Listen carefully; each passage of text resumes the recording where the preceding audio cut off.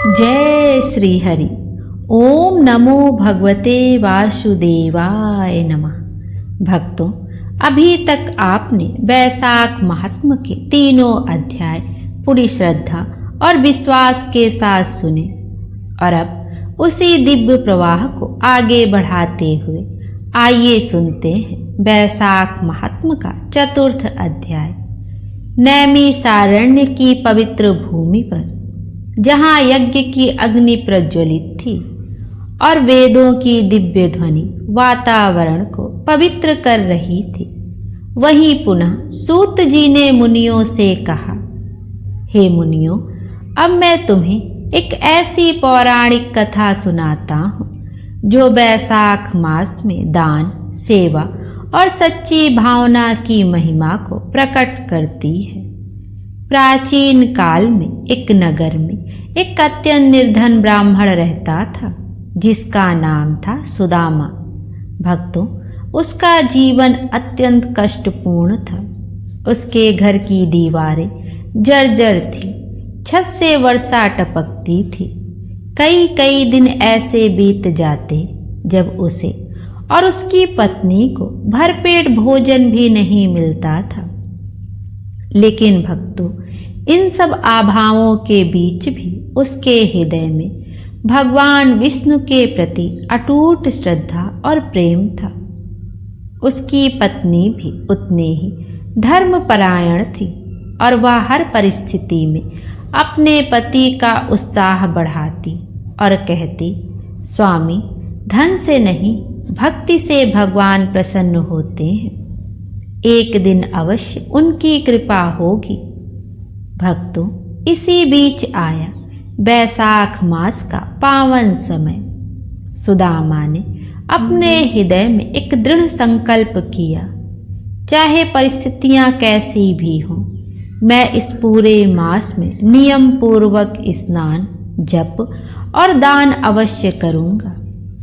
लेकिन समस्या यह थी कि उनके पास देने के लिए कुछ भी नहीं था। भक्तों, फिर भी उन्होंने हार नहीं मानी। वह प्रतिदिन प्रातःकाल उठते, नदी में स्नान करते और भगवान का स्मरण करते। एक दिन जब वह स्नान करके लौट रहे थे, तभी उन्होंने मार्ग में एक वृद्ध ब्राह्मण को देखा। वह अत्यंत दुर्बल थे, उनके होठ सूख चुके थे और वह प्यास से व्याकुल होकर बार बार जल मांग रहे थे। भक्तों, उस समय सुदामा के पास केवल एक छोटा सा जल का पात्र था जो उन्होंने अपने लिए रखा था। क्षण भर के लिए उनके मन में विचार आया, यदि मैं यह जल दे दूं तो मैं स्वयं प्यासा रह जाऊंगा। लेकिन अगले ही क्षण उनके हृदय से एक आवाज आई, जब कोई प्राणी कष्ट में हो तो उसकी सेवा ही सबसे बड़ा धर्म है।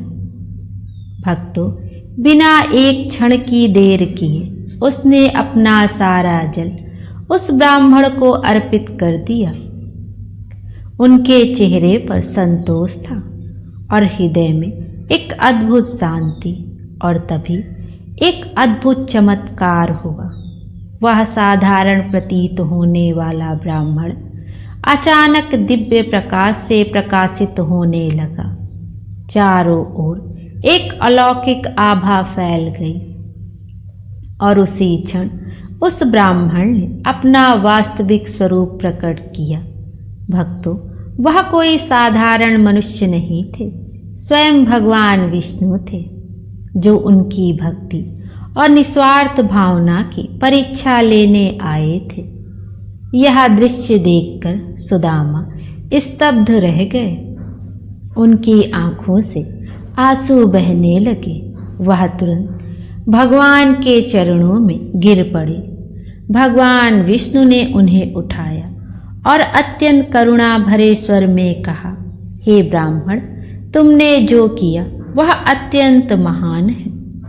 तुम्हारे पास कुछ भी नहीं था, फिर भी तुमने जो दिया था वो दे दिया।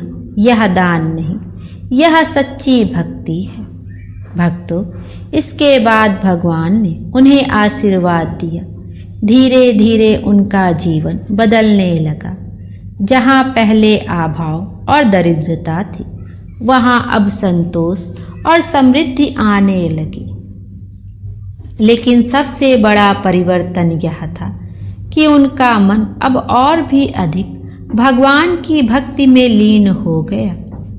तब सूत जी बोले, हे मुनियों, बैसाख मास में किया गया छोटा सा दान भी यदि वह सच्चे और निस्वार्थ भाव से किया जाए तो वह सीधे भगवान तक पहुँचता है।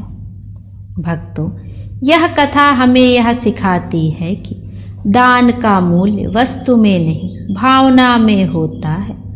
और जब भावना सच्ची हो तो भगवान स्वयं प्रकट होकर उसे स्वीकार करते हैं। भक्तों, इसी के साथ बैसाख महात्म का चतुर्थ अध्याय यहीं पूर्ण होता है।